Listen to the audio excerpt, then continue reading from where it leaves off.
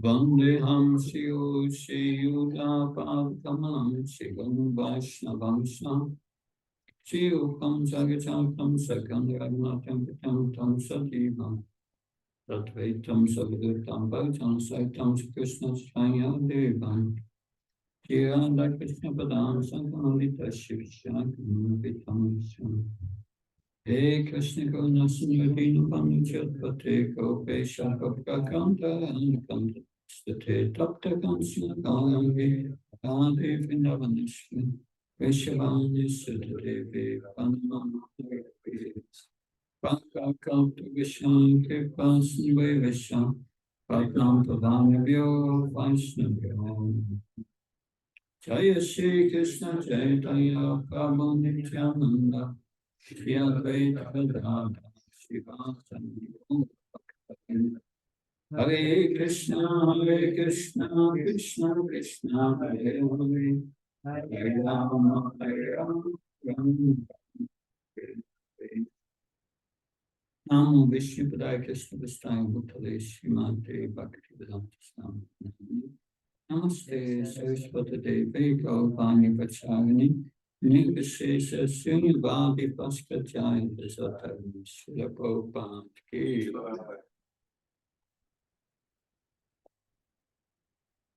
So a few sessions ago, we spoke about the effect of chanting, the result of chanting, or we can say the benefits of chanting. Do you remember any of these results of chanting?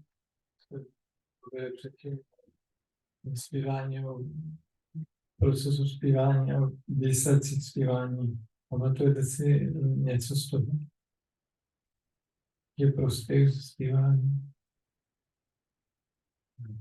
Zbavujeme se karmy. We get rid of karma. Yeah, we get rid of all karma, good and bad. Bavíme se dobré i špatné karmy. And what else? Mind is peaceful. The mind is peaceful. Yeah, in some sense, one becomes peaceful, not disturbed by anything material. V jednom smyslu ano, se stáváme klidným, nerozrušeným hmotnými věci. Get rid of last anger and greed. Okay, we get rid of the enemies of the mind, lust, anger, greed, madness, illusion, envy, and so on. A few more. Zbavujeme se těch nepřátel mysli, což je chamtivost. In other words, our mind, our heart becomes purified. Jinými slovy, naše srdce a mysl se očišťuje. Any other effects? Další účinky. Yeah. And you develop love for God. That hopefully after the heart is pure, that starts it. What may start it? Že až se srdce očistí, tak ano, začneme rozvíjet lásku k Bohu. Other effects? Další účinky. Že tam není ta úzkost. There is no anxiety. There's no anxiety. It's only spiritual anxiety. Je tam jenom duchovní úzkost. Almost different nature. Má jinou povahu. Anxiety on the spiritual platform are ecstatic emotions. Úzkost na duchovní úrovni jsou extatické emoce. Yeah. So, what about getting liberation from material existence? No a co takové osvobození z hmotné existence? And what about getting out of illusion? Třeba zbavení se iluze. So if we have attained all these goals, then do we stop chanting? Takže když dosáhneme všech těchto cílů, přestaneme zpívat? No. Ne. But We have heard in Goloka Vrindavan they are doing kirtan. Slyšeli jsme, že na Goloce Vrindavanu dělají kirtan. Yeah. Golokera Premadam Harinam Sankirtan Navdam Dasta Kursi. Říká Narottam Das Thakur. Golokera Premadam Harinam Sankirtan.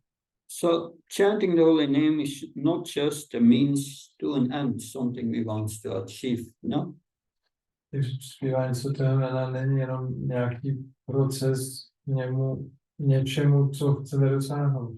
it's not when all these goals are achieved that we stop chanting. Není to tak, že až dosáhneme všech těch cílů, tak přestaneme zpívat.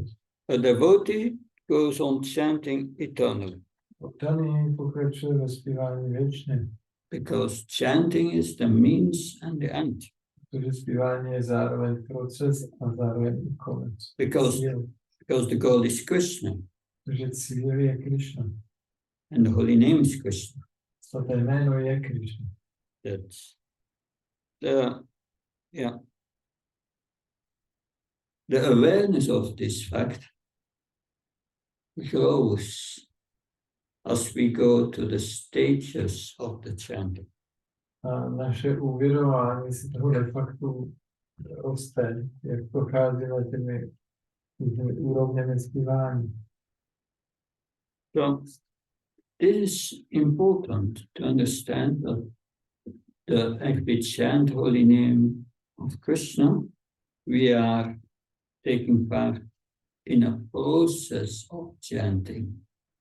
Je důležité to pochopit, že když zpíváme svaté jméno, tak se účastníme toho procesu zpívání.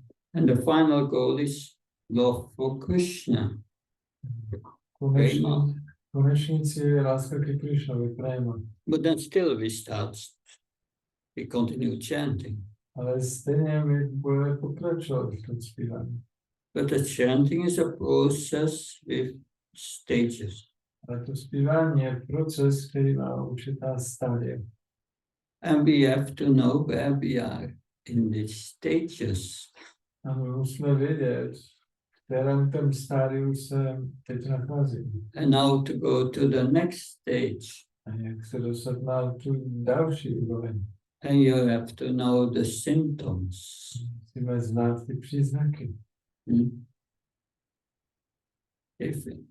If you go from here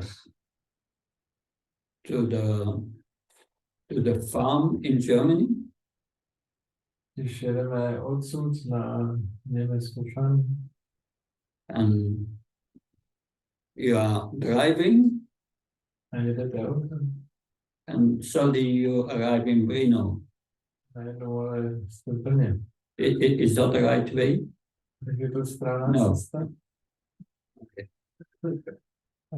So we must know the map where we have to drive. Musíme znát tu mapu, kam jedeme. And where we are on the road. A kde teď jsme na té cestě. And to go to the next destination. Musíme jet do toho dalšího místa.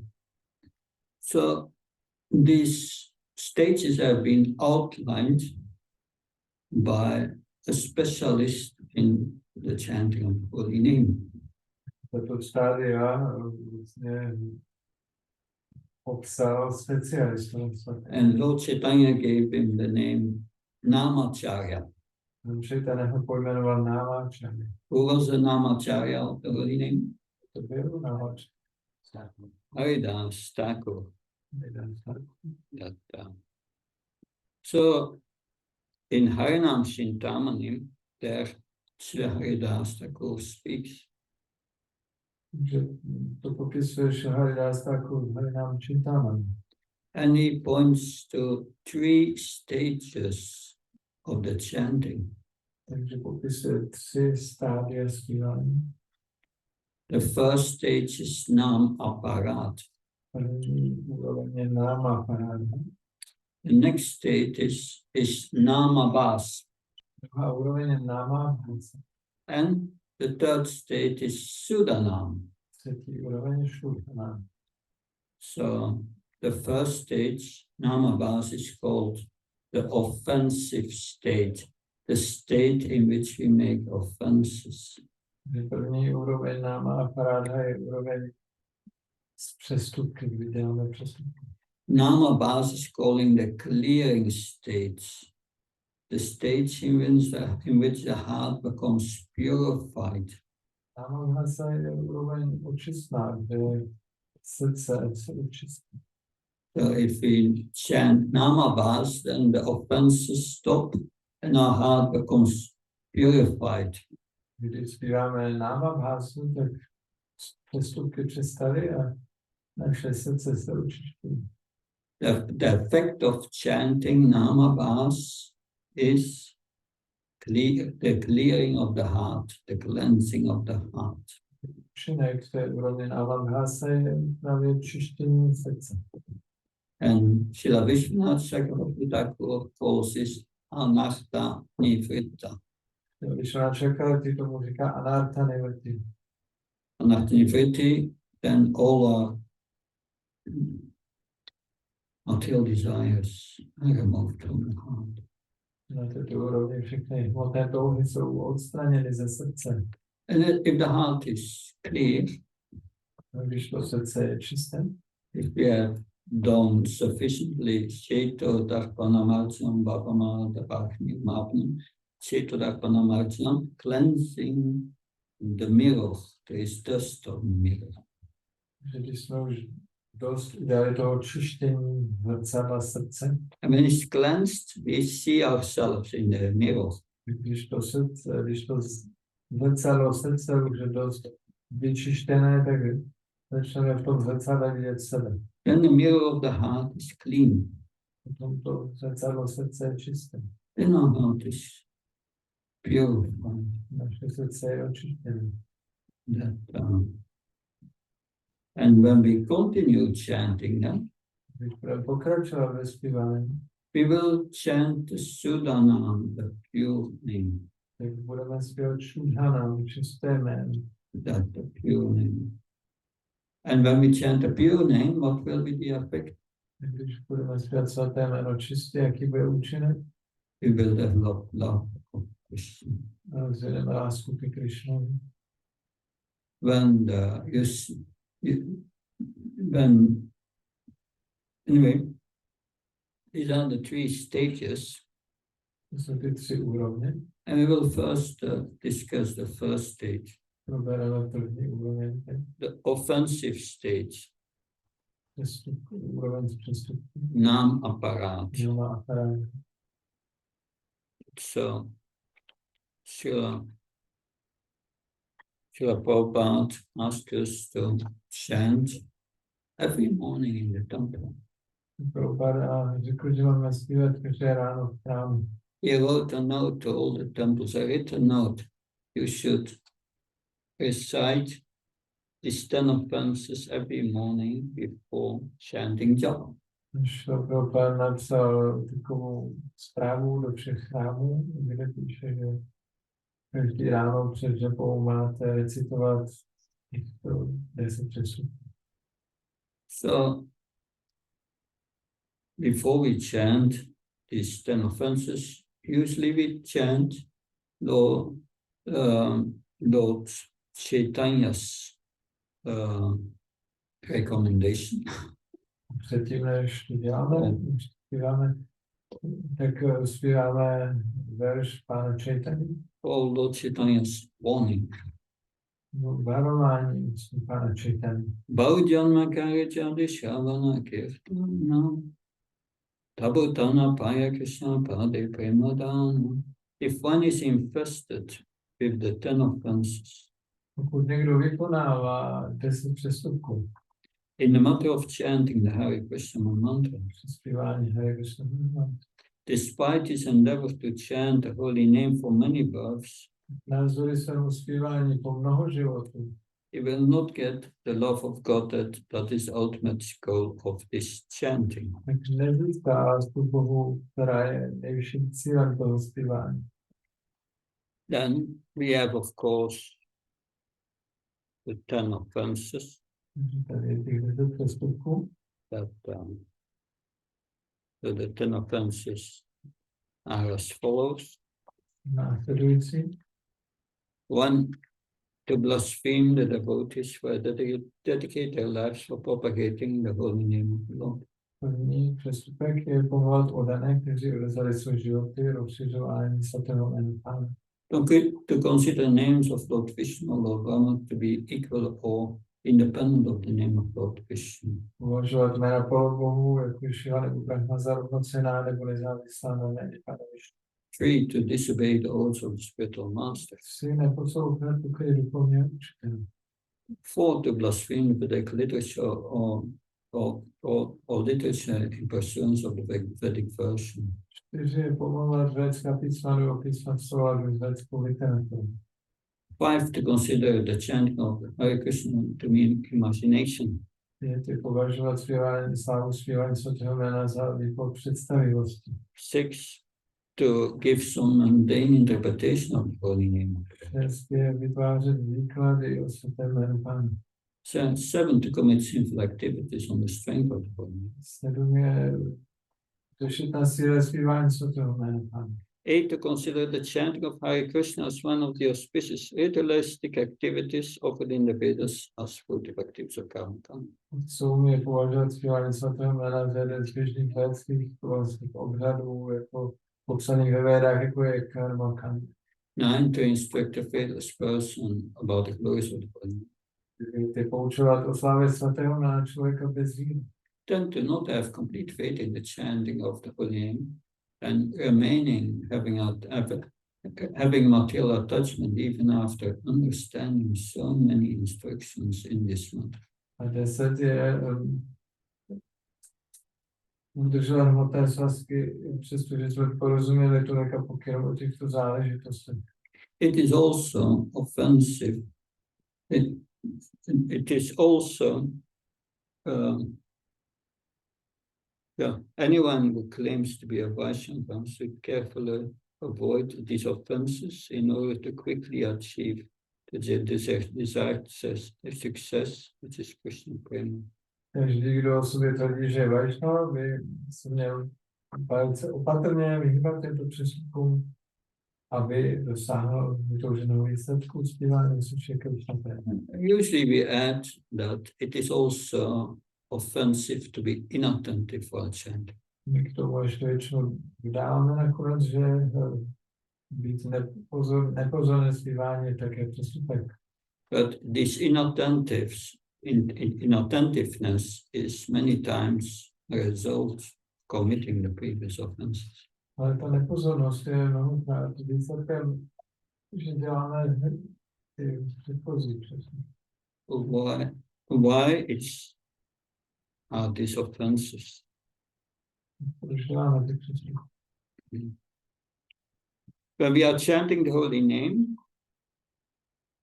then we commit these offenses that our attitude is problem. Zpíváme, děláme ty přestupky, tak problém je náš postoj. It is some of these offenses exploitative. Některé ty přestupky jsou jakože zneužíváme. We exploit the holy name for our own material purposes. Zneužíváme svaté jméno pro naše materiální účely. To commit sinful activities on the strength of the holy name.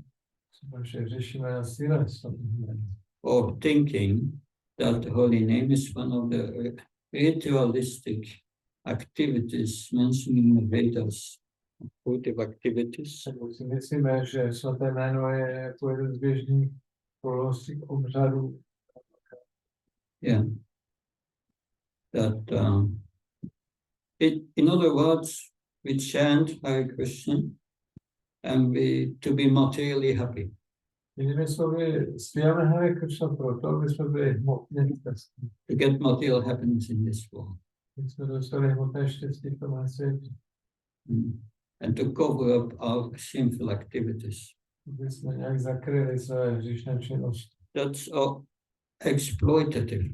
To je taková zneužívající, vykořišťující mentalita. And then there are offenses that are belittling or minimizing the power of the holy name. Potom jsou jiné přestupky, které vlastně snižují sílu svatého jména. You considered holy name to be a mundane activity. Třeba si myslíte, že svaté jméno je nějaká obyčejná světská činnost. Thinking that the name of Krishna is on the same level as the name of the demigods. Myslíte si, že svaté jméno Krishny je stejně jako jméno Bohu. Thinking that the glories of the holy name is imagination or exaggeration. Takže ta sláva svatého jména je přehánění nebo pod větší představivosti. Or some of the offenses are insulting. Některé z těch přestupků jsou urážlivé. Blaspheming devotees who are distributing the holy name. Třeba pomlouvání oddaných. Třeba pomlouvání oddaných, kteří šíří slávu svatého jména. Or blaspheming the scriptures who are explaining the power of the holy name. Nebo pomlouvání písem, které popisují slávu svatého jména. The power of Krishna or the holy name. The holy name is Krishna. Slávu Krišny nebo svatého jména. Svaté jméno je Krišna. Or negligence. A nebo je tam nedbalost. We do not follow the instructions of the spiritual master. Že nenásledujeme pokyny duchovního mistra. Or we are chanting externally, but internally we are busy with other things, inattentiveness. Nebo nepozornost, že my externě zpíváme, ale vevnitř myslíme na něco jiného. Or we are irresponsible. Nebo jsme nezodpovědní. We try to explain the secrets of the holy name to very materialistic people who are against Krishna. Nebo se snažíme popisovat slávu svatého jména velmi materialistickým lidem, kteří jsou proti Krišnovi. Or some are inimical, like the Mayavadis. They chant to become one with Brahman Nebo jsou and to nepřátelé. become God. Třeba Majavádi zpívají proto, aby se stali totožní s Bohem. So imagine a person is approaching you to start a relationship with you. Představte si, že za vámi přijde nějaká osoba, aby se vám rozvinula nějaký vztah. But factually they want to exploit you for fulfillment of their own selfish desires. Ale skutečnost je taková, že ten člověk vás chce jenom vykořisťovat, aby se splnil své sobecké touhy. So they put you down all the time by denying your good qualities. Neustále se vás snaží skazovat popíráním vašich dobrých vlastností. They are equating you to people who are far inferior to you. Přirovnávají vás k lidem, kteří jsou mnohem nižší než vy. Or they are objecting when someone praises you. Nebo protestují, když vás někdo začne chválit. So they are not only insulting you, but they insult anyone who says some nice thing about you. Znamená, že neurážejí jenom vás, ale urážejí všechny, kteří se budou snažit o vás mluvit dobře. They ignore you when you are present. Budou vás ignorovat, když jste přítomní. They are disregarding your needs and requests. Budou si všímat vašich potřeb a žádostí. And they even go to others who they know would dislike you. A budou They go to others who they know, and the others, they are disliking you. budou chodit za jinými lidmi, o kterých oni vědí, že vás nemají rádi. So even while talking to you, they secretly want to get out of the picture so they can take your role. A i když s vámi budou mluvit, tak budou chtít vás odstranit a vzít vaši pozici místo toho. Like the Mayavadis, Jako Mayavadis. they want to become God. Chtějí se stát Bohem. So how you are going to feel about this person? tak co si budeš myslet nebo cítit této osobě? You are probably going to want to keep a distance from them. Asi se budeš distancovat od takového člověka. And you will not open your heart to them. A neotevřeš mu své srdce. So yeah, the holy name is Krishna. Krishna is a person with feelings. Svaté jméno je Krishna. A Krishna je osoba, která má pocity. When you say his name, he is attentive to us.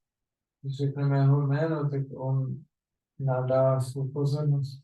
But when he sees that our mentality towards him is exploitative, Když uvidí, že naše mentalita vůči němu je taková, že chceme vykoristovat, belittling, we want to bring the person down, nebo chceme snižovat, is insulting, nebo urážet, negligent, nebo zanedbávat, irresponsible, nebo jsme nezodpovědní.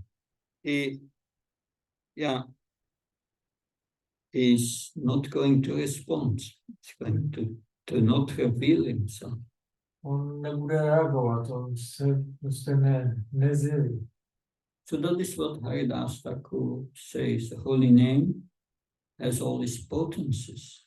To je to, co říká Haridas Thakur. Svaté jméno má všechny tyhle energie. The full potency is only revealed to someone whose heart is pure.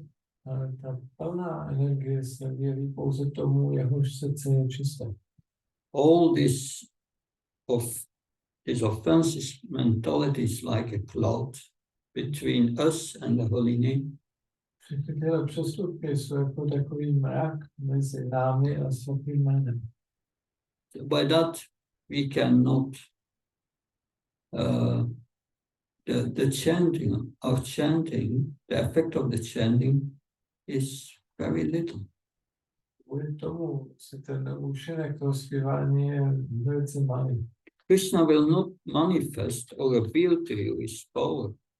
Krishna vám neprojeví, neukáže svůj moc. So what does aparat mean? Co znamená slovo aparát? Aparada Aparát. is opposed to rada. To je to, co je proti rádě. Rada, worship means rada. Rádha znamená uctívání. Rada is Krishna's most confidential devotee. Rádha je nejvěrnější odhanou Krishna. So if we want to make a real spiritual advancement, we must worship the Lord properly.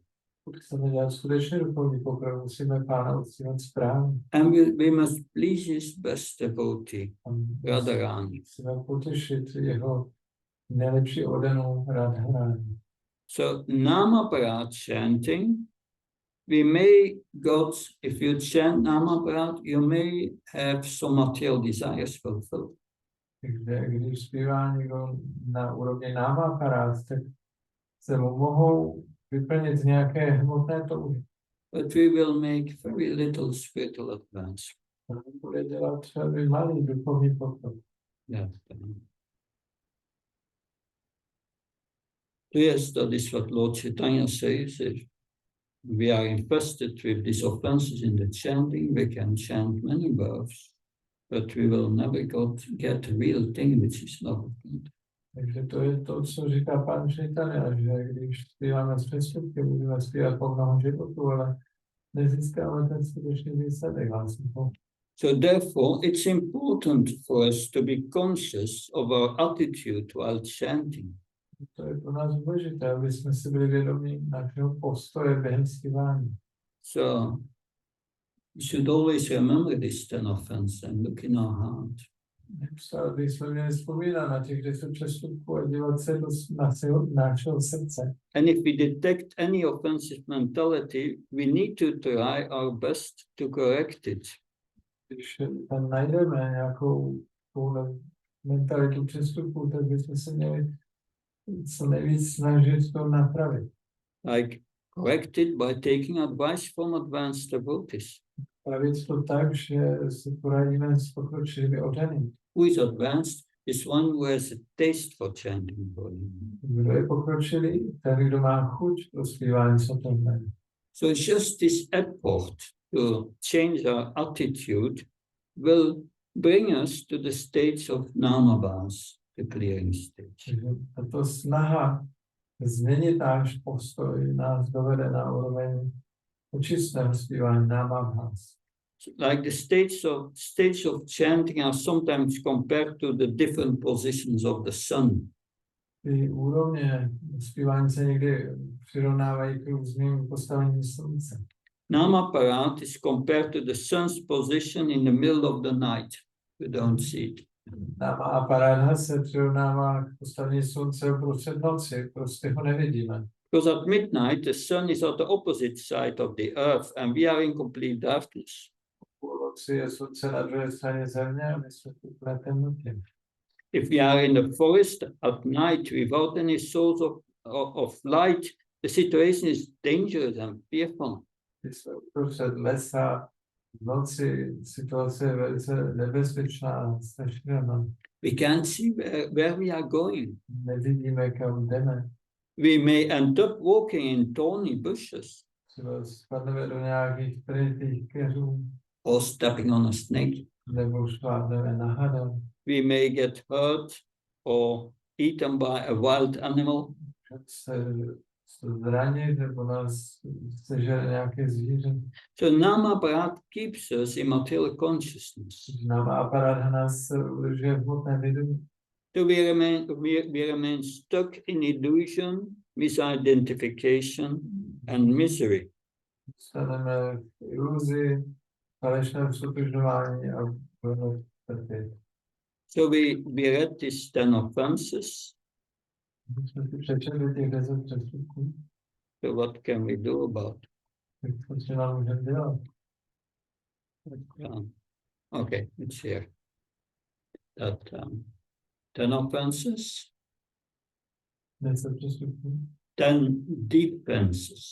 a teď bude 10 způsobů We will obrany. look out how to defend us against these 10 offenses.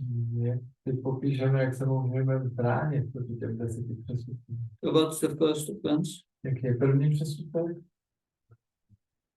Blaspheme the words for dedicated life for propagating holy name. Pomlouvat odané, kteří zasvětili svůj rozšiřování svatým jménem. So the defense is we should serve those who serve the Lord.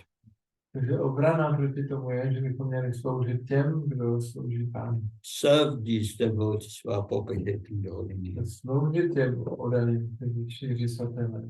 And appreciate their good qualities. A oceňovat jejich dobré vlastnosti. Whatever quality we see, we appreciate Jakoukoliv dobrou vlastnost, jakoukoliv vlastnost oceníme. that. So that's the first defense. To je ta první obrana. The second offense, Je druhý přestupek.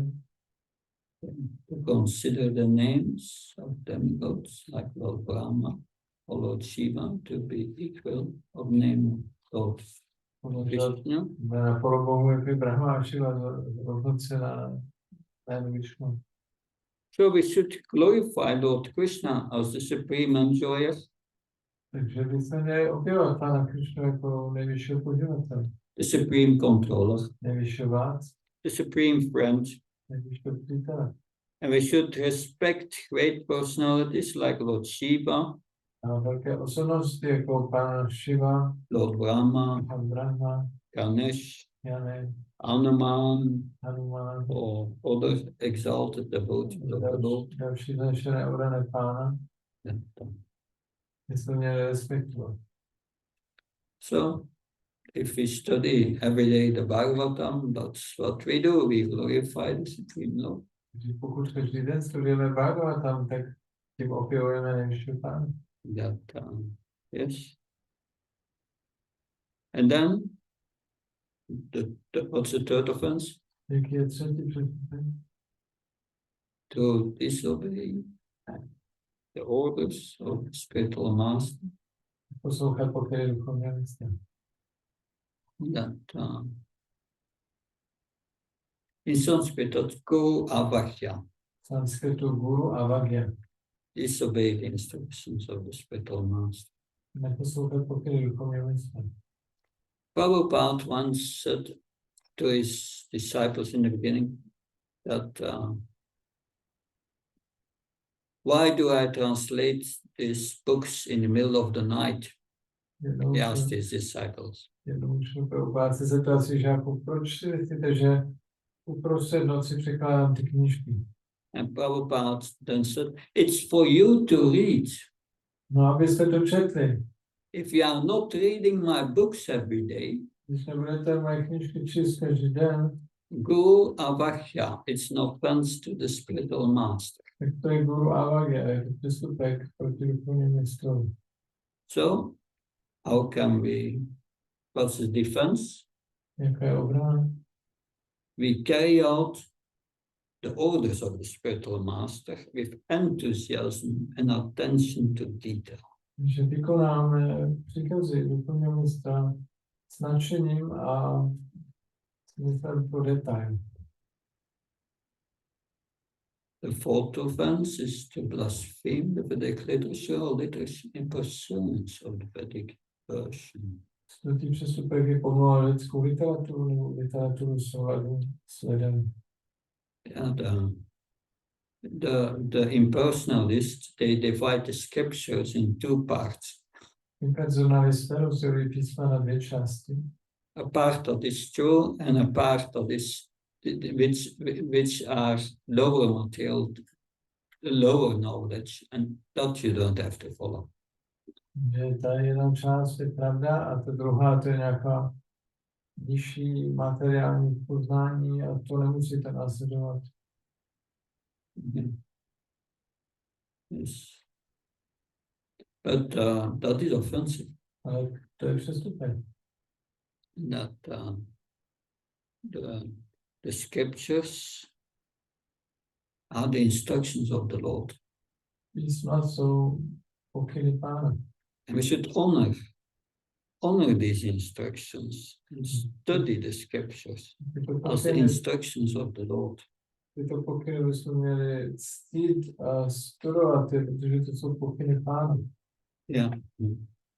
And of course we have this beautiful book which I've seen has been translated in Czech. Máme tuhle krásnou knihu, kterou máte i přeloženou do češtiny. So you can read from the Srimad Bhagavatam. These are the main verses quoted by Prabhupada. To jsou ty hlavní verše, které Šla Prabhupada citoval.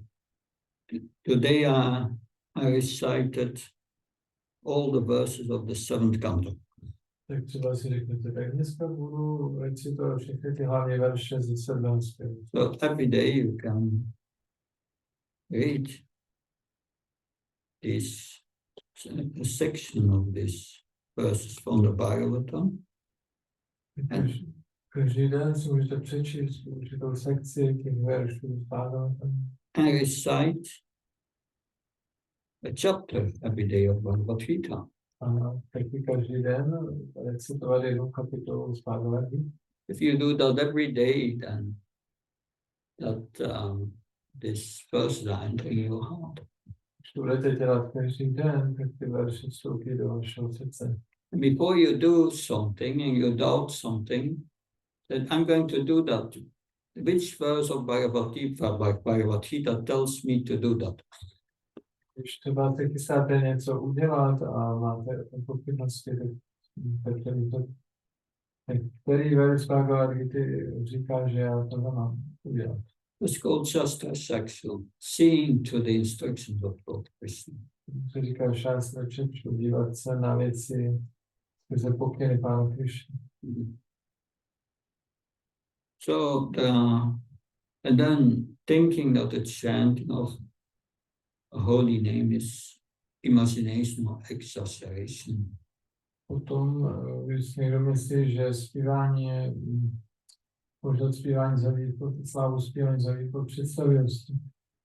But they are not exaggeration. To není přehánění. We listed all these effects of the holy name. vyjmenovali všechny ty účinky svatých jmén. And they are true. Jsou pravdy. If we chant with the right attitude, that will all come to happen. Když budeme zpívat se správným postojem, tak to všechno se stane. That we are not feeling the effect has nothing to do with the holy name. It has to do with our apparat. To, že my necítíme ty účinky, nemá nic společného se svatým jménem, to jsou jenom naše přestupky.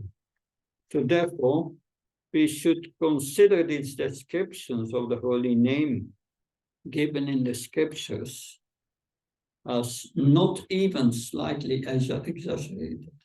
To bychom ty popisy slávy svatého jména jsme neměli považovat ani trošku za přehánění. And then giving some interpretation of the holy name. Potom, když někdo dává nějaké výklady o svatém jménu, No, we should remember that this holy name comes from Goloka Vrindavan. měli bychom vědět, že svaté jméno přichází z Goloky Vrindavan. And it's Krishna himself, Je to Krishna samotný, non-different. neliší se. And that is the verdict of the scriptures. To je výrok písem. That it's a transcendental sound vibration, Srila Prabhupada said, which descended from the spiritual world. Prabhupada řekl, že to je transcendentální zvuková vibrace, která se stoupila z duchovního světa. Then how to counteract, how to prevent that we are committing sinful activities on the strength of God. No a jak zabráníme teďka tomu, aby jsme neřešili na síle svatého jména? Follow strictly the four relative principles. Následujte striktně 4 regulativní principy. And that will protect our investment in the chanting. Tohle bude ochraňovat naši investici do zpívání. And then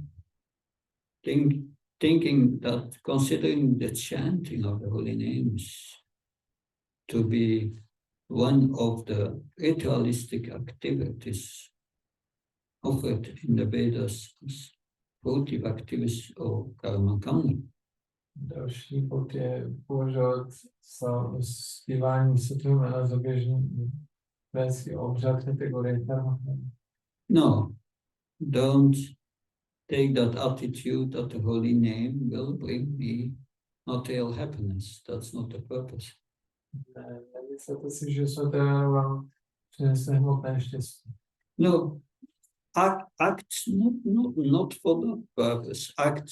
Chant the holy name out of duty on the order of the spiritual master. Nespívejte s tímto motivem, ale zpívejte z povinnosti na pokyn duchovní mistra. Chant the holy name as a service to Krishna. To please Krishna. Zpívejte svaté jméno jako službu Krishnovi, aby se potěšili. And then do not instruct the faithless about the chanting, the glories of the holy name. Nakonec nedávejte pokyny těm, kdo nemají víru. Neříkejte jim o slávě svatého. What is the defense? Jaká je obrana? You should discuss the glories of the holy name with the servants of the holy name who relish them. Slávu svatého jména bychom měli diskutovat pouze se služebníky svatého jména, kteří ho vychutnávají. That's what we are doing now. To je to, co my děláme teď. We are discussing it amongst the devotees. Že to diskutujeme mezi oddanými. So, and then the 10th offense, that even after so many understanding so many instructions on this matter, remain materially attached. Tak posledním přístupek je, že i po věcech chodí tolika pokynů o těchto záležitostech, udržujeme nikoliv svátsky. Chant attentively. Zpívejte pozorně. Absorb your mind, your heart. Je do toho absolvujte mysl a srdce. And be aware, especially by hearing the Bhagavatam daily, that we want to become attached to Krishna, and that touched form matters. A když budete denně naslouchat Bhagavatam, tak si budete vědomi toho, že si chceme připoutat ke Krišnovi a odpoutat se od hmoty. So yes, cultivate a mood of service to the holy name Kultivujte and the Vaishnavas. náladu služby svatému jménu a Vaishnavu. The Rupa Goswami speaks here about cultivating a service mentality as a servant of the holy name. Rupa Goswami mluví o tom, že máme kultivovat mentalitu služebníka svatého jména. Rendering service to the holy name. Sloužíme svatému jménu. Atasi Krishna Namani Nama Vedcharamindra Seva Mukhe Jivato Svameva Sprachadam. Material senses cannot appreciate Krishna's holy name, form, qualities, and pastimes. Tupé smysly nemůžou ocenit Krishnovo svaté jméno, podobu, vlastnosti a zábavy. But when a conditioned soul is awakened to Krishna consciousness Ale když je podmíněná duše probuzena k vědomí Krishny and renders service a slouží by using his tongue tím, že používá jazyk, to chant the Lord's holy name aby si zpívala svaté jméno and taste the remnants of the Lord's food, a ochutnával zbytky Pánova jídla, the tongue is purified, tak ten jazyk je očištěn. and one healthy comes to understand who Krishna really is. Postupně pochopíme, kdo opravdu Krishna je. The Rupa Goswami speaks about rendering service by using one's tongue to chant the holy name. S vámi mluví o tom, že máme sloužit tím, že používáme jazyk ve službě svatého jména. That yes. So this is the state of apparent, nama apparent. That, but once we give up these offenses, we come to the clearing stage. Když se tedy jednou už vzdáme těch přestupků, tak se dostaneme na očistou úroveň. It's namabhas.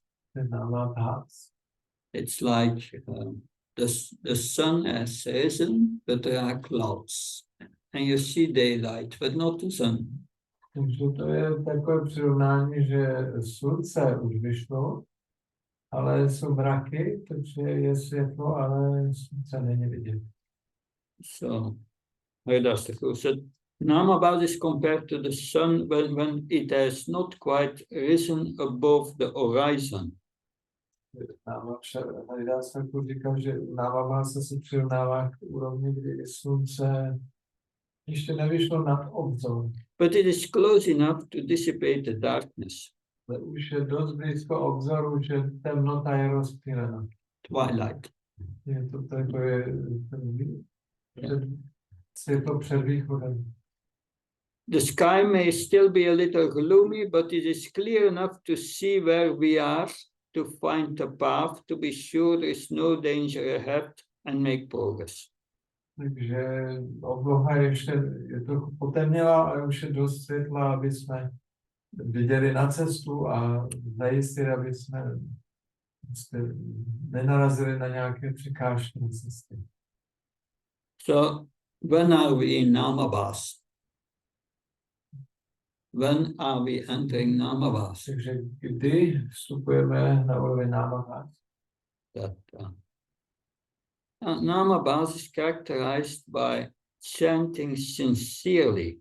Námabhas se charakterizuje upřímným zpíváním. Sincerely is described here as trying our best to avoid offenses.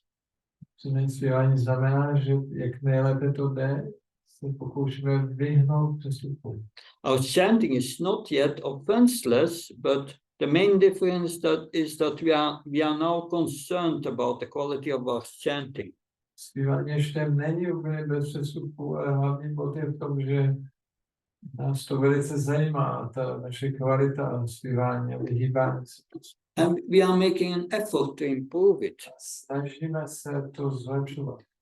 Abbas means semblance. Abhás znamená jako odraz. So the Namabas stage, in the Namabas stage, the chanter does not experience the full glory of the name. A úrovni námabhása ještě nezažíváme úplnou slávu jména. Because they are not accessing, but they are not accessing Krishna yet in the form of his holy name. Ještě nemáme přístup ke Krišnovi v podobě svatého jména. Krishna is still at some distance, Krišna je ještě trošku nějaké vzdálenosti, but he's moving closer. ale přibližuje se. So it's moving closer because of our and say serious endeavor to chant pure.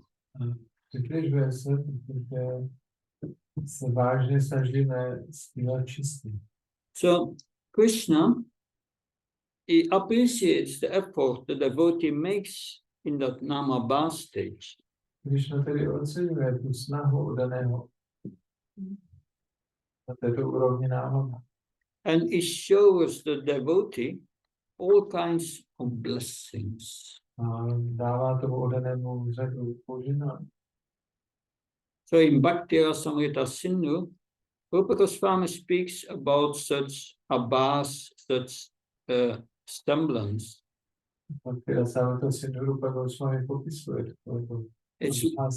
It's like a dawning twilight. To jako při západu slunce, takové stmívání. Yes, Soumrak. so even a reflection of the sun of the name Je dokonce i jenom odraz té záře slunce svatého jména, that has arisen in the cave of our mind or our heart. které zešlo v jeskyni naším srdcem, myslím, It removes this darkness of sin. tak tam odstraňuje temnotu žití. So we can understand that freedom from karma, Pochopit, že osvobození od karmy, purification of the heart, učištění srdce, liberation from the cycle of birth and death, osvobození od cyklu rození a smrti. you get all at the stage of Namabas. Všechno tohle získáte na úrovni náma.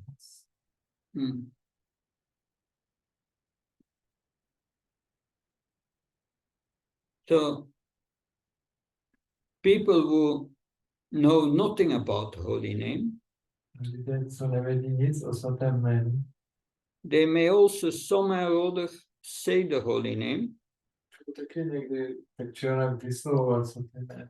and because they are innocent and therefore not offensive, Protože jsou nevinní a proto nedělají přestupky, their chanting is also Namabas. tak jejich zpívání je také námabhás. Bhaktivinoda Thakur describes all kinds of Namabas.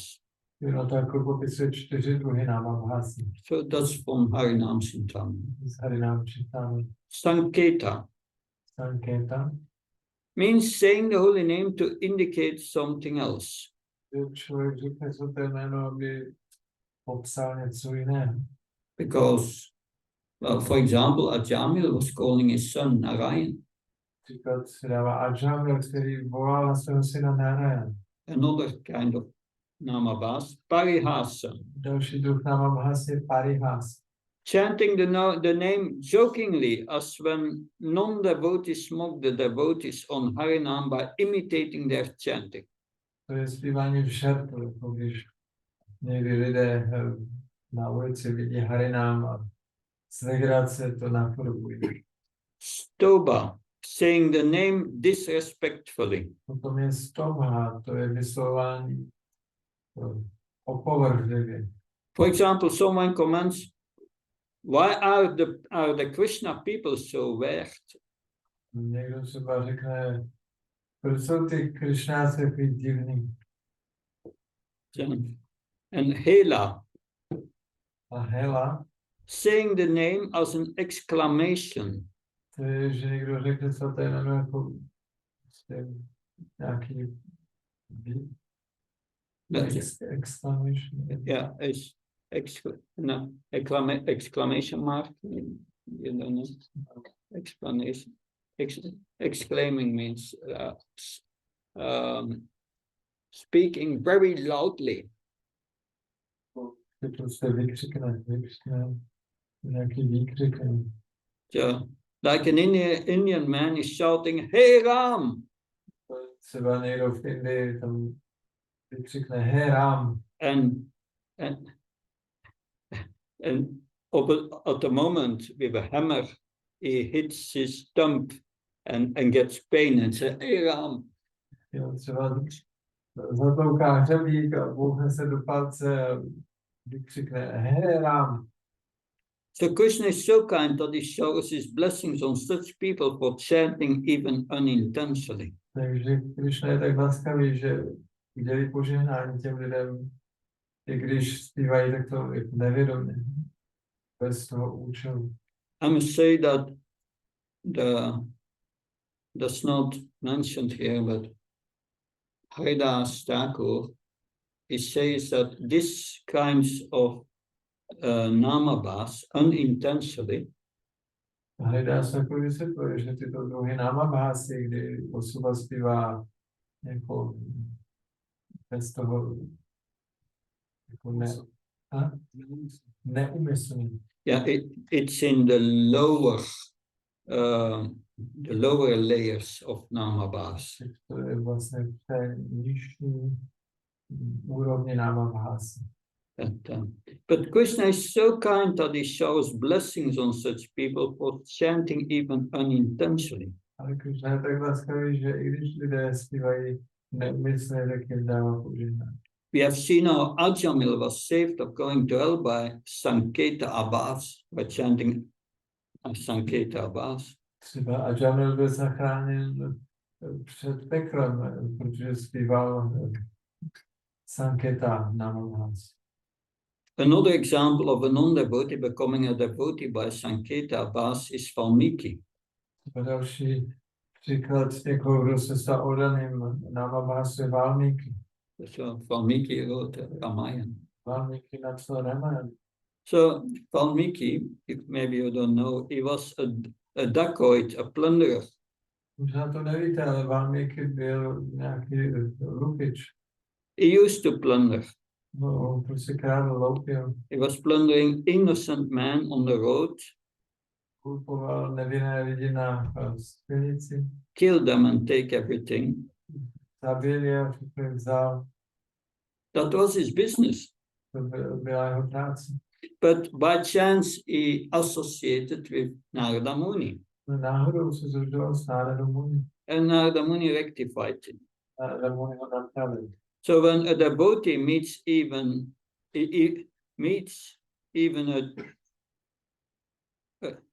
if he is a dacoit, he meets a saint like Narada Muni, Tak dokonce, když takový to loupežník potká světce, jako je Nárada Muni, he becomes elevated.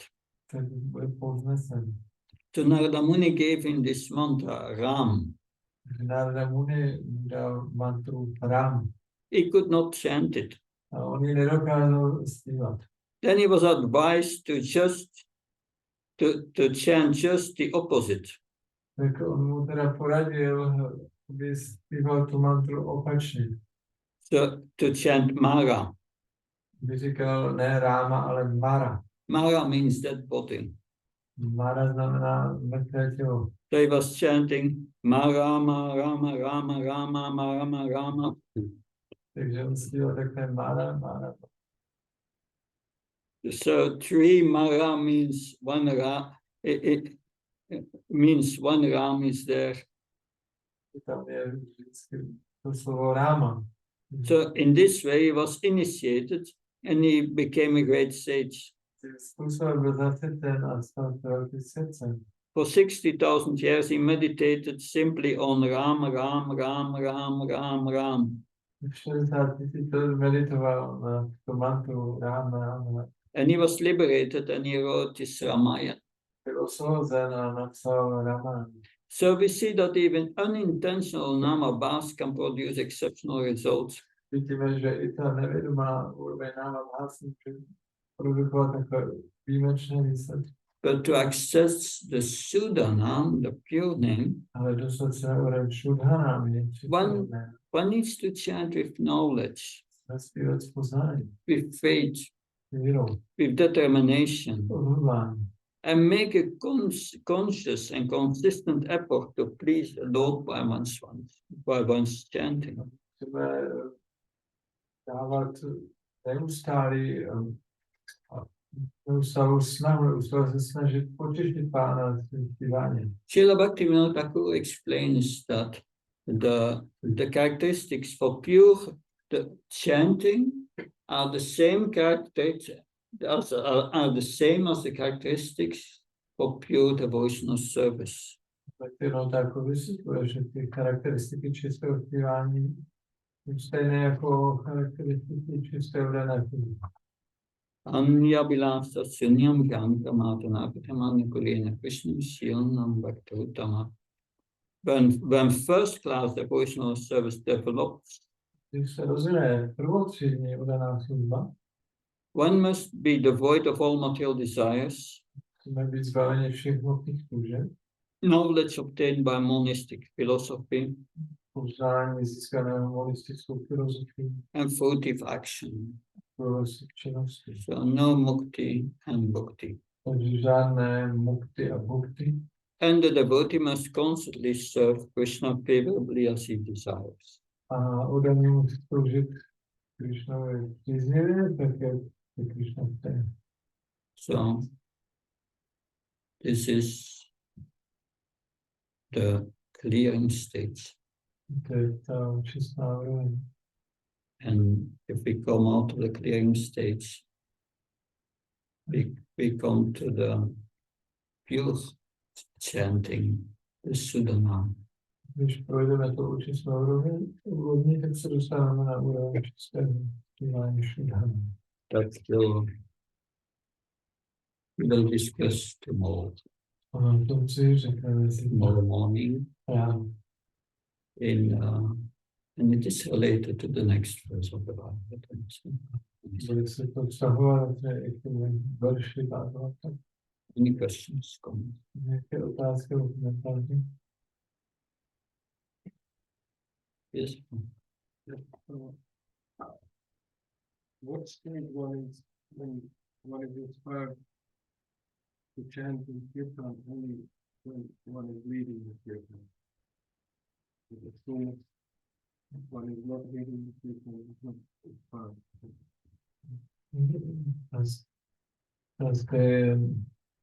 Se to nějaké úrovně člověk, když je inspirován zpívat kirtanem, když on jako vede ten kirtan, když kirtan vede někdo jiný, tak není inspirovaný se člověk. By inspired, I mean one can lead for hours. Really inspired. Inspirovaný znamená, že může zpívat hodinu. But as soon as somebody else is, it's not so interesting. Zpívá někdo jiný, tak není tak zajímavé.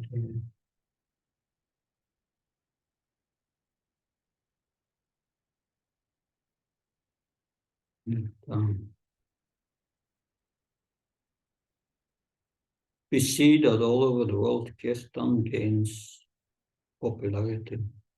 Vidíme v celém světě kirtan získává popularitu. But if we are not careful in the future, Kirtan will become another genre of music that with instruments, with Kirtan leaders who are very good in singing. Pokud se ale nebudeme dát pozor, tak se může stát, že v budoucnosti se z kirtanu stane jenom nový hudební žánr, kdy se budou tam lídři, ty zpěváci, nástroje. When external qualifications are considered most important, když budeme považovat za důležité ty externí kvalifikace, the internal qualifications like purity, humility, compassion and devotion, purity, humility, compassion and devotion, a ty vnitřní kvalifikace jsou čistota, pokora, soucit, odvozovanost and devotion a oddanost will be proportionately undervalued and neglected. tyto vnitřní vlastnosti budou proporcionálně podceňovány a zanedbávány. What will arise from this culture of professionalism in kirtan? Co se rozvine z toho světokultury profesionálních kirtanů. With kirtaniyas being very expert in singing, Ty kirtanoví lídři jsou velký experti na zpívání, playing musical instruments, hraní na hudební nástroje. and professionalism in kirtan, Pro profesionální lídři kirtanů. engaging the audience in a charismatic way, Budou bavit publikum charismatickým způsobem, but perhaps not so pure or devotional in their personal habits and characteristics. třeba nebudou tak čistí a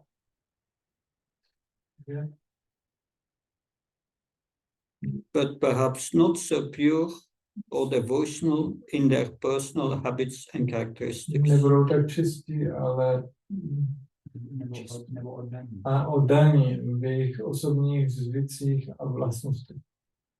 One may argue that Bhaktivinoda Thakur would sometimes hire professional musicians to do kirtan, Někdo může namítnout, že i Bhaktivinoda Thakur si někdy najímal profesionální hudebníky, aby dělali kirtan. to attract common people to come to special events. Aby to přitáhlo běžné lidi, aby přišli na nějaké speciální That is true.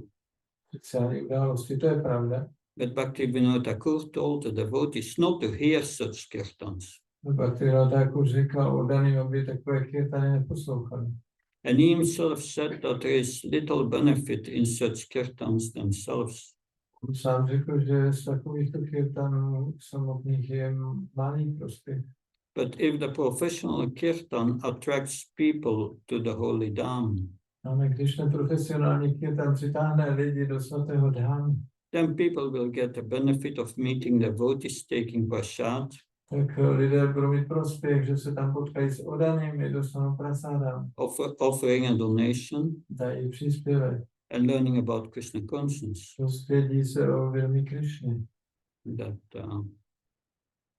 So, although the kirtan leader may be exceptionally talented, a talented vocalist or musician, Ačkoliv kirtanový lídr může být výjimečný hudebník nebo zpěvák, these are not the essential qualifications for kirtan. to nejsou podstatné kvalifikace pro kirtan. In fact, one's material qualification may cause one to become proud. V skutečnosti je to tak, že naše hmotné kvalifikace nás můžou udělat pyšnými. I want to lead kirtan, otherwise I'm not inspired. Já chci vést kirtan, jinak nejsem inspirovaný. In this case, the whole endeavor will backfire. V tomto případě celá ta snaha se otočí proti nám. Srila Prabhupada explains, Prabhupada vysvětluje, if one is simply materially qualified, pokud je někdo jenom hmotně kvalifikovaný, that becomes the cause of his false prestige and pride. to způsobí jeho falešnou prestiž a píchu. That's all. What to speak of purifying himself. To je všechno. Ani se nemůže očistit sám. This purificatory process is stated in Bhagavad Gita. To očistný proces je popsán v Bhagavad. Amanitvam, adambitvam, ahimsa, and so on. Tedy ten verš Amanitvam, Adambitvam. Amanitvam, humble and meek. Amanitva znamená pokorný. Chaitanya Mahaprabhu says, Trinatapi snutsine tarovabi saisnin. Humbler than the blade of grass and tolerant on a tree. Chaitanya Mahaprabhu říká, že máme být pokornější než tráva a snažlivější strom. So these are the qualifications, the spiritual qualifications. Jsou duchovní kvalifikace. So if one becomes falsely proud, then where is the spiritual qualification? Když se někdo falešně nafoukne, kde je jeho duchovní kvalifikace? Everything is lost, everything gone immediately. Všechno je ztraceno, všechno je hned pryč. So in spite of all these good qualifications, if he's simply proud, then everything becomes zero. Že navzdory jeho hmotným kvalifikacím, když on je pyšný, tak všechno se stane nulou. In the same lecture, Srila Prabhupada used the analogy of milk touched by the lips of a serpent. Ve stejné lekci šlo Prabhupada použil příklad hada, který se dotkl mléka. To make the point that something that is by nature pure and nourishing, like the holy name, Zdůraznil to, že něco, co je čisté a výživné, jako svaté jméno, or Krishna Katha, nebo Krishna Katha, can become contaminating instead of purifying when received from the wrong source. ta čistá věc může ve skutečnosti být otrávena, kontaminovaná, když Srila byla Prabhupada takto dotknuta tím. Srila Prabhupada writes, milk is considered to be very nice. Prabhupada píše, mléko se považuje za velice dobré, It is nutritious food. výživné jídlo. But when there is a drop of wine mixed with the milk, it's no more pure, it's finished. Ale když je tam kapka vína v tom mléku, tak to už není čisté, je s tím konec. If it is touched by the lip of a serpent, it's finished no more. Když se toho dotkl had, už je s tím konec. Similarly, one may have all these qualifications if he becomes Brahmin or Kshatriya or very high class, very aristocratic. Podobně někdo může mít všechny ty kvalifikace brahmana, kshatriya a velice aristokratický. That's all right, Je v pořádku. but it is simply false prestige. To je jenom falešná. If it is meant simply for showing one's false prestige, Je to určeno jenom k vádění falešné prestiže. then those qualifications have no value. Tyto jeho kvalifikace nemají žádnou cenu. And when there is no value, Když tam není žádná hodnota, he cannot purify himself.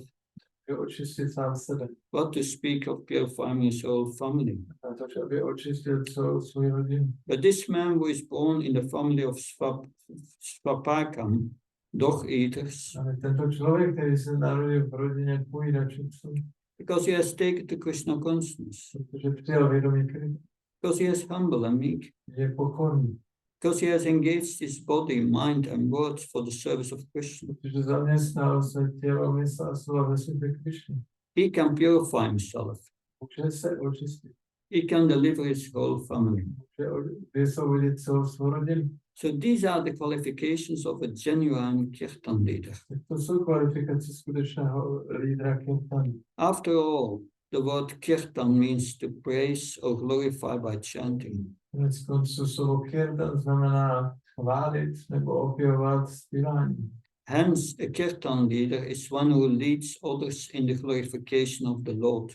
Takže tím pádem ten kirtan lídr je ten, kdo vede ostatní v opěvování Pána. How can a person lead others in glorifying the Lord if they themselves are not interested in the Lord and do not have the right mood to please the Lord? Jak může někdo vést ostatní v opěvování Pána, když on sám nemá tu správnou náladu ve službě a opěvování Pána?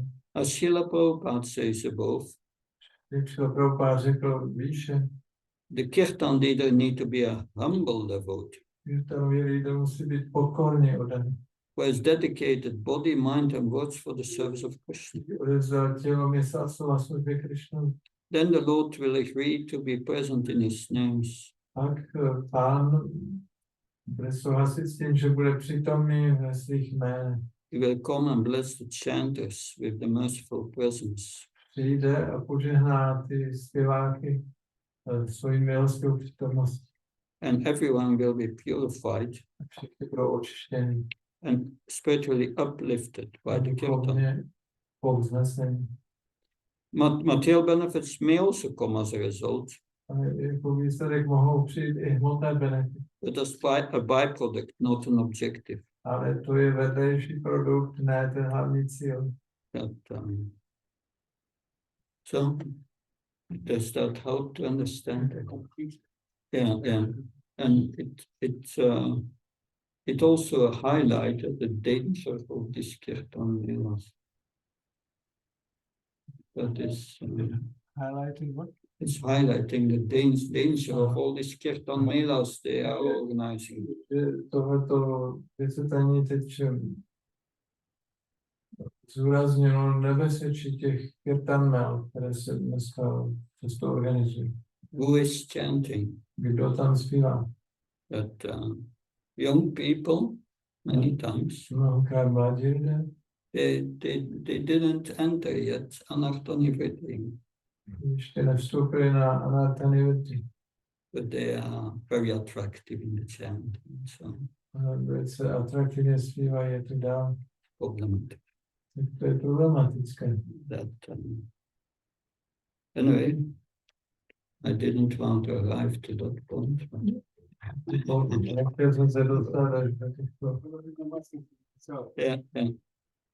everybody can take it for himself. Yeah. Já jsem tam sám do sebe, který to může předat.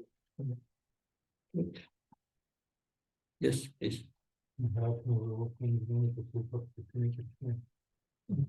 Otázka je, jak můžeme slyšet pokyny ze srdce a když jsme kvalifikovani to slyšet. Jak rozeznat ten hlas, že to je Kršna, který k nám promluvá a když jsme schopni to slyšet ten hlas. You said that we should hear Krishna's instructions from the heart. So, how to understand? How can we hear Krishna's voice from our heart, and at which stage we are qualified to hear Krishna? And how do I understand if it's Krishna who is speaking to me? Yeah, that's the stage in which you become aware of, in which Krishna speaks to you. Na úroveň, na které Krishna k tobě začne mluvit, He speaks always to you, but we can hear his instructions from the heart. Krishna k nám mluví pořád, ale to je ta úroveň, kdy to slyšíme. It's a state of Ashakti. To je na úrovni asakti. So the pure chanting starts at Nishta, liberation. Úroveň čistého zpívání začíná na úrovni ništa, osvobození. Liberation, then the heart is pure. Osvobození, srdce je čisté. And when we chant the holy name, we become attracted to Krishna. We automatically taste is there, ruchi. Když zpíváme svaté jméno, tak jsme přitahováni ke Krishnovi, je tam ruči, chuť. And that attraction will lead us to Asakti. To připoutanost nás povede k asakti. How to enter Asakti is described by Srila Prabhupada in the purport of Nectar of Instruction, text 8. Prabhupada popisuje v sloce 8 nektaru pokynu, jak vstoupit na asakti. Text 8 says that one should chant his sweet holy names 24 hours a day and so on. Sloka 8 popisuje, jak máme svého svaté jméno 24 hodin denně a tak dále. So in the purport, Srila Prabhupada explains first Varanadasa, one must accept the holy name as Krishna. Actually, that's practically Nishta. Pára píše ve významu, že první stádium je Varanadasa, že přijmeme svaté jméno jako Krishnu a to je ništa. Yeah. A to je prakticky úroveň ništa. But then when one chants a holy name, then that's Smarana Vasta comes. 5 successive stages of remembering Krishna. Potom, když zpíváme svaté jméno, tak přichází Smarana Vasta, tam je 5 postupných stádií vzpomínání na Krishnu. In the beginning, when we chant Hare Krishna, sometimes we remember Krishna, sometimes not. Když zpíváme Hare Krishna, v průběhu někdy vzpomínáme na Krishnu, někdy ne. But gradually, when you continue chanting and without offences, then the period that you remember Krishna becomes longer, and the period you forget Krishna becomes shorter. Když pokračuje ve zpívání bez přestupku, tak ta doba, kdy si pamatuješ na Krishnu, se prodlužuje a kdy zapomínáš, se zkracuje. And at a certain moment, the remembrance of Krishna and the attention of the holy name, the absorption becomes constant. A v jednu chvíli vzpomínání na Krishnu a ta pozornost svatému jménu je nepřetržitá. That's factually nishta. To je v podstatě ništa. And then you get more taste in the chanting, Pak získáš víc chuti pro to zpívání. and the absorption becomes deeper. A to ponoření je hlubší. And then suddenly Krishna will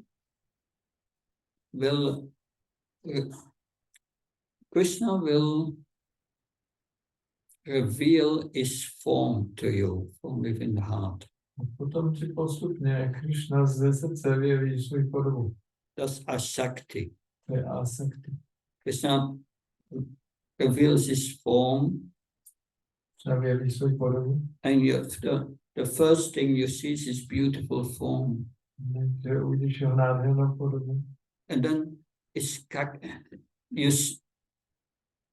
you become attentive to his characteristics, his qualities, his transcendental qualities, his beauty, his smile, his sweet smile, his sweetness. Budeš vědom jeho vlastnosti, charakteru, jeho sladkosti, jeho úsměvu. So Krishna reveals himself. Krishna se vyjeví sám.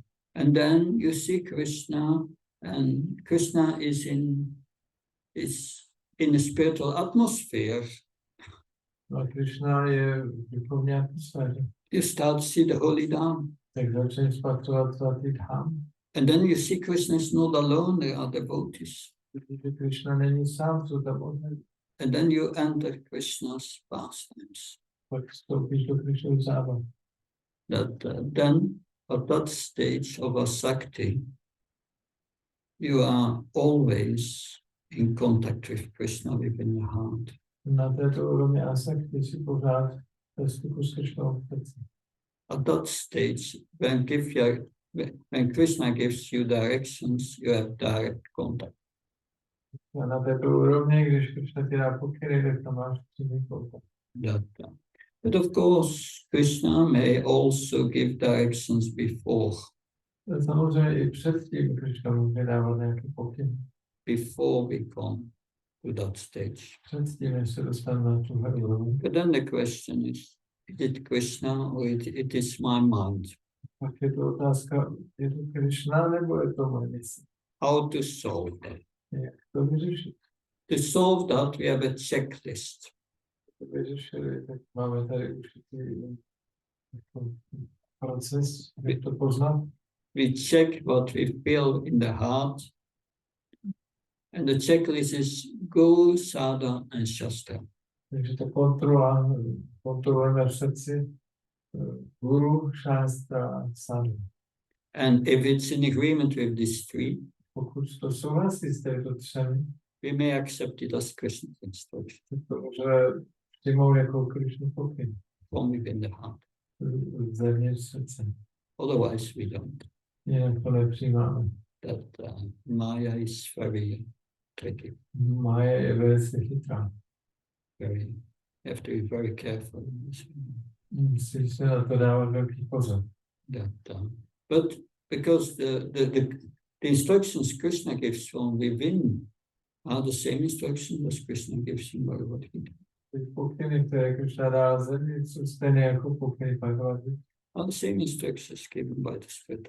Stejné pokyny dává duchovní. But anyway, if you attain a Shakti, then Bhava and Prema is not very close. Když se dostaneš na asakti, tak bhava a prema jsou už hodně blízko. So nothing to worry about at the present moment. It's still far away. V současnosti se nemusíme moc zabývat ještě daleko. And hopefully in some lifetime we will attain that platform. A doufejme, že v jednom životě se na tu úroveň dostaneme. But Prabhupada said we should try to become a Madhyamadikar. Prabhupada říká, že se máme pokusit být Madhyamadikar. And that's Nishta. A to je ništa. Then we don't take birth again. Pak už se nemusíme narodit. That devotee asked Prabhupada, if we are 90% pure, will Krishna accept us? Někdo se zeptal Prabhupády, když budeme čistí z 90%, Krishna nás přijme? Prabhupada said yes. Prabhupada říká, And devotee asked, and 85%. co když 85%? Prabhupada said yes, but it would not go lower than 80%. Prabhupada říká, ano, ale Krishna nepůjde níž než 80%. So that's our hope. To je naše naděje. It's much more to say on that subject. Kdyby se o tom dalo říct hodně. But is that helpful for answering your question? Pomohu ti to odpovím? Jsou tam nějaký praktický, jakoby, když to nemůžu srovnat, jakoby guru káta sáru, jsou tam praktický pokyny. What if there are some practical instructions which I cannot compare with Guru, Shastra, and Sadhu? Yeah, best to consult with the spiritual master, Nejlepší je poradit advanced devotees. se s duchovním mistrem a poradit od něj. They will guide you. A oni ti dají radu.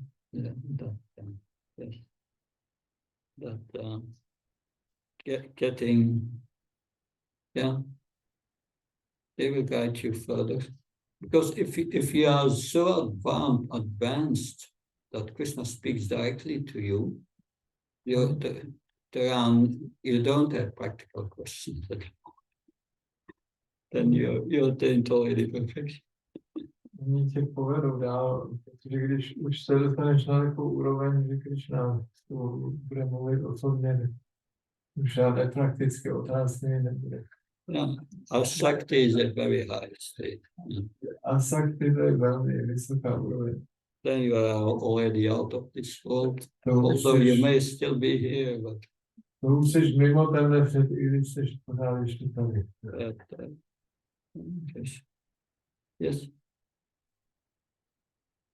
Bych chtěl zeptat, vlastně, že když třeba my říkáme tím lidem, že když budou zpívat Hare Krishna, takže budou šťastní, tak jestli to špatně, protože třeba v Bhagavatamu, tak tam Prabhupada třeba často říká, že jako když budou lidi zpívat Hare Krishna jako všude po celém světě, tak budou velmi, velmi šťastní. Tak to vypadá jako, že jakoby se tím snaží trošku nalákat jako k tomu zpívání. Tak jestli je to jako dobře, tak takhle udělat a říkat to. Is it all right to say to people outside when we preach that if they chant Hare Krishna, they will be happy? Like there is one purport in Bhagavatam where Prabhupada says that if people will accept this movement and chant Hare Krishna, they will be very, very happy. So we are like trying to entice them to induce them to chant. So is that all right? Yeah, it's true. Ano, to je pravda. But we should not reveal all the secrets of the chanting of the Holy Name. Neměli bychom jim ale vyjevovat všechny tajemství zpívání svatého jména. But it's good to tell them, chant Hare Krishna.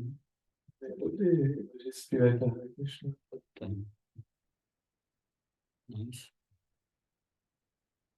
You give them a book about the chanting. A dát jim knížku o tom zpívání. Good. Thank you very much. Děkuji vám moc krát. Thank you. Yantra Srimad Bhagavatam ki, Nectar of the Holy Name ki, Srila Prabhupada ki.